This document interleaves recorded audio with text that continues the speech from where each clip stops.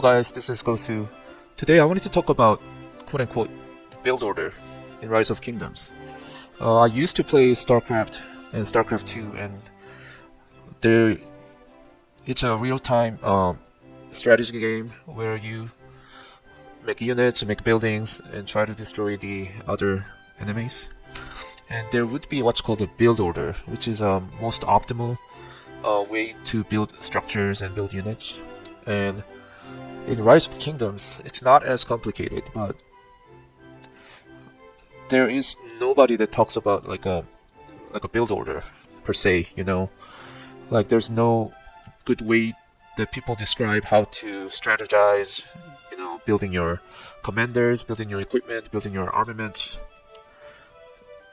Most of the YouTubers are kind of high spender to Kraken level. They would encourage you to max all the commanders, max all the armaments, equipment, get all the best things, but that's easier said than done. I know that most of the Rise of Kingdoms population is probably low spend to free to play, so it's hard to kind of compete with high spenders to Kraken level players in Rise of Kingdoms if you try to imitate them. So in this video, I want more realistic way of approaching how to invest, your assets in Rise of Kingdoms, so that you can compete with all sorts of players in the game. So let me kind of go over my credentials, I guess. I used to be a really competitive StarCraft 2 player. I used to be back in most popular days of StarCraft 2, I was at least top 50 Grandmaster in North America. And I also used to be a very competitive Hearthstone player. I finished one of the seasons as a rank 1 and rank 2, and I would often be Grandmaster top 100 in North America when Hearthstone was at its peak. Now I'm playing Rise of Kingdoms as one of my competitive games to play. I mean, not one of the. Now it's the only game that I'm playing right now. So this may be one of the most important videos for all the Rise of Kingdoms players, because what I outline here will be very beneficial for your long-term investment in Rise of Kingdoms. So if you listen to what I have to say and follow my advice, I truly believe that you're gonna have a lot of success in this game. So let me just kind of go over like what the most content creators are saying. So they kind of have unrealistic expectations for a lot of players. They are expecting all of you guys to do what they're doing and spend as much as them, and spend as much time as them. And all the content creators here, like all the popular ones at least, are top of the top in Rise of Kingdom players. They spend a lot of money, they spend a lot of time, they're quite committed to this game. And what they recommend is you need to diversify all your troops. You have to invest in all the troop types: infantry, cavalry, archers. You have to have all legendary equipment, all legendary armaments. No, that's not realistic. You have to have. They would advise you to have at least 5 marches to 7 marches. No, it's not realistic. So what I mean by not being realistic to do all that kind of things is that, simply put, most players in this game do not have that much assets or resources to field, to do all those things, basically. So what I'm thinking is that the most effective way to play this game, like quote-unquote my build order, is 1+1. What I mean by 1+1 is that the first one is that you want to have 1 to 2 marches or 1 to 3 marches of one troop type. Either it be infantry, cavalry, or archers. Just one of them. And the other +1 part is have 1 or 2 marches of siege marches. So 1+1 build order that I'm proposing is that you have one set of one troop type from infantry, cavalry, or archers as a core of your open field, and then you're going to supplement that by +1. Is the other part of the one is that it's a set of siege marches, 1 or 2 siege marches to supplement that open field march. The reason I say this is because I think it's a very bad idea these days to diversify your troop types. I think that's only reserved for high spenders to Kraken levels. They can do anything they want. They can have all the marches, they can do whatever they want. But from free to play to even mid spender, I do not think you want to diversify your troops. I think committing to one troop type is the way to play this game. Because nowadays, the Rise of Kingdoms, the Lilith they're going to continue to update the game. They're going to continue to have more ways to upgrade your gears, more ways to upgrade your armament. Right now, we have what? We started, let's say, for example, the equipment. They released the equipment, and then they released a special talent mechanics. And after that, there was iconic 1 to 5.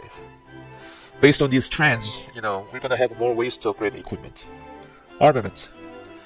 Common inscriptions, legendary inscriptions, rare inscriptions. There are more and more informations coming. And, who knows? There may be some other stronger inscription that may be coming. And they may introduce another mechanic altogether, other than equipment, armament, and all that. So as time progresses, there's gonna be more and more ways to upgrade your gears, and you're simply not gonna be able to catch up to them. So what I'm proposing is that you have just one set of troops that can compete with, Kraken level, high spending level,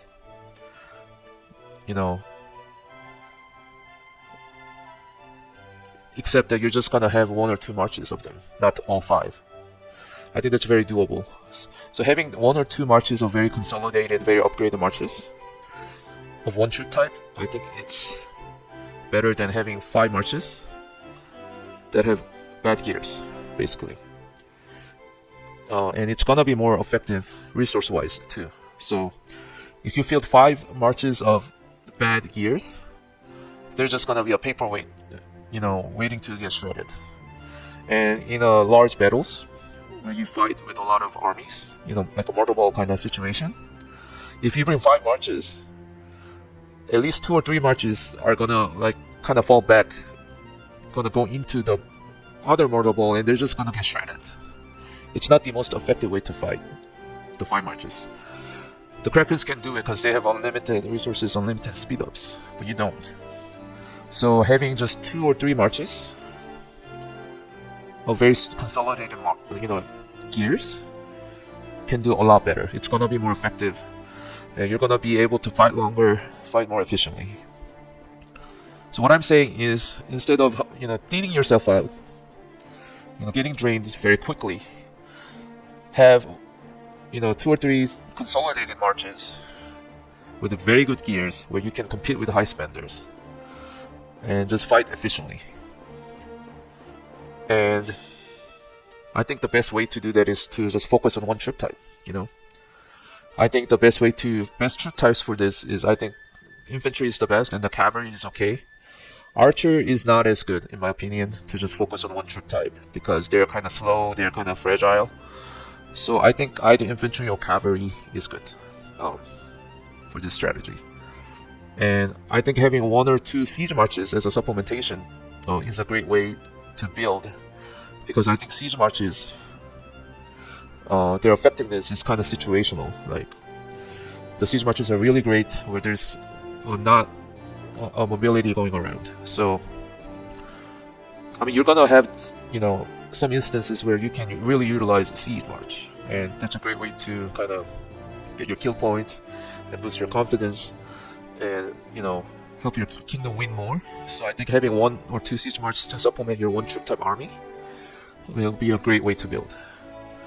And your kill ratio is gonna be better. It's gonna be overall better for your kingdom because you're gonna be able to fight longer, more efficiently.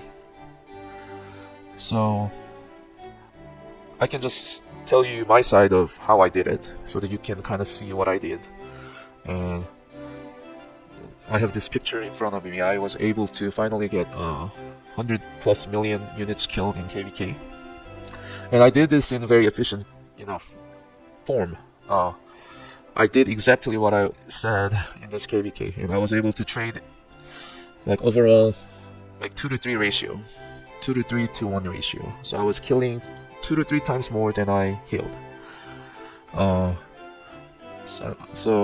And my overall kill point is not really good for my account age, but for first several years I was in really terrible kingdom that didn't fight, so it was impossible to gain kill points then. But I plan to, now I'm in a more competitive kingdom. I plan to get more and more kill points as long as the KVKs remain competitive. So let me just show you what I did, with my build per se. So my build, as I said, 1+1. I did initial one as infantry. So I have one really strong infantry march and one decent infantry march, and I have one really strong siege march and one decent siege march. So this is my one very strong infantry march. I also serve as an infantry rally and garrison. So I have all iconic 5 here. And I have 3 special inscriptions and 3 common inscriptions as my armament. And I have plenty of rooms to improve now because I rolled pretty terribly on this armament transmutation. So I'm waiting for next KVK so that I have a transmutation stone to get a better stat. So I have 3.2% stats, so I should be able to gain at least 4 to 5% more from here. So this is my one really strong march of infantry, and this is my decent second march for infantry. So I was able to special talent this, luckily, on the first try. So eventually I'm gonna slowly iconicize this to 5, and I'm gonna replace this with the regular weapon 5. And this is a really good balance because this is a skill type of march, and the Luce is a smite dominant march. So this is my armament for the second infantry march. This is pretty decent. I think this is pretty average, but I think it's pretty good. So, and as far as my siege march goes, this is my best march, best gears for my first siege march. And I plan to iconicize everything to level 2 as special talent, all of them, eventually. And this is my siege armament. So my weakest slot is here. I was not able to transmutate well, but I plan to. I have this inscription line shot on the emblem formation slot, so I plan to get a transmutation stone eventually and roll into a siege stat, and then convert this into a V formation eventually. So my siege is gonna be in a good spot. And as far as my second siege march, is this all epic. I'm gonna just use all epic for my second siege march, and then here I'm gonna use a ring from the cavalry slot when I'm actually fighting. And this is the inscription. So for this one, if I win next KVK, I'm gonna get a siege inscription and then replace it here.